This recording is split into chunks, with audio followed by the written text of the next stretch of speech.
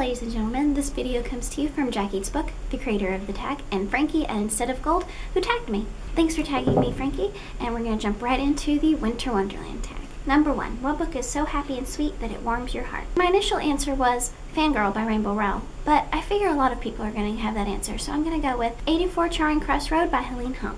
This is a collection of real-life letters between book lover Helene Hanff in New York and a small secondhand bookstore in London. It absolutely warmed my heart, and I may have shed a few tears. Number 2, what is your favorite book with a white cover? My answer is The Lover's Dictionary by David Levithan, and it's a lovely little book that tells the story of a love story in a non-chronological way, using definitions for each letter of the alphabet.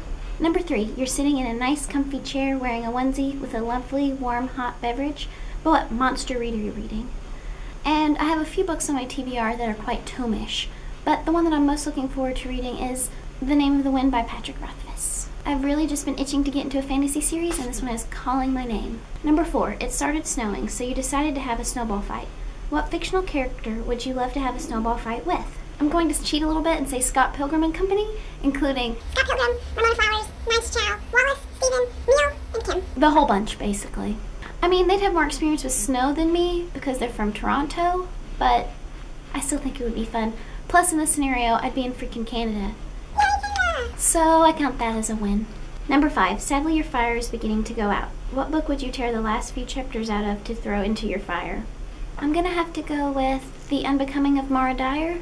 This book has a beautiful cover, but the book was all over the place for me, but specifically the ending. I was reading the book and then I was like, what just happened? But not in a good way, not in a way that I want to go and read more and find out. So I could definitely use that as some kindling. And number 6, what book is so close to your heart that you would gift to someone this Christmas who hasn't read recreationally before but wants to get into reading? As so many people have said before, it really depends on the reader. But I've never gone wrong with John Green, specifically looking for Alaska because I feel like it reaches a wider demographic, but also The Fault in Our Stars. But also, this year has been the year of Rainbow Rowell for me. I would and am indeed giving some of her books for Christmas. Now it's time to tag people, and when I started to make a list of people to tag, I realized that several of these people do not live in a place where it is winter, so my list is considerably smaller. I'm looking at you, Time Lords and Wizards. I'm gonna tag Nerd in Translation, Adultish Books, and O Reads Books. And thus concludes the Winter Wonderland tag. Happiest of days to you, and I'll see you very soon. Bye.